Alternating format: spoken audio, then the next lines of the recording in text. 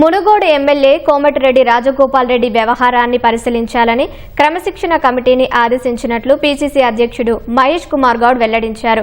కొన్ని రోజులుగా పార్టీ, ప్రభుత్వం, సీఎం రేవంత్ రెడ్డిని ఉద్దేశించి చేస్తున్న వ్యాఖ్యలపై స్పందించిన మహేష్ కుమార్ గౌడ్ రాజగోపాల్ రెడ్డి ఏ ఉద్దేశంతో ఆ వ్యాఖ్యలు చేస్తున్నారో తెలుసుకుంటామని వెల్లడించారు. బీసీ రిజర్వేషన్ల విషయంలో వెనక్కి తగ్గేది లేదన్న ఆయన త్వరలోనే ఈ అంశంపై స్పష్టత వస్తుందని వివరించారు.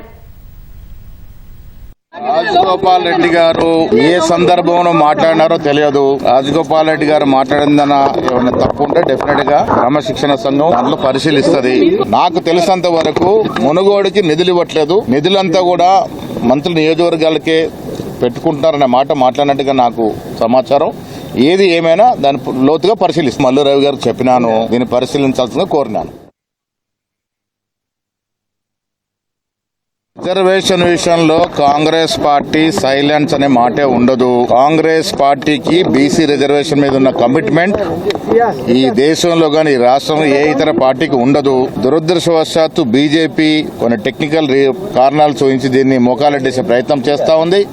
ఇది ప్రజలకు అర్థమైంది. బీజేపీ పార్టీ బీసీలకి బద్ద వ్యతిరేకంగా ఉన్నదనే మాట వ్యక్తమైంది. ఏది ఏమైనా బీసీ రిజర్వేషన్ వెనుకబడే తరగతి ఇచ్చి తీరాలన్నదే మా తపన. ఆ పరంగా అన్ని కోణాల నుంచి ఆలోచన చేస్తా ఉన్నాం.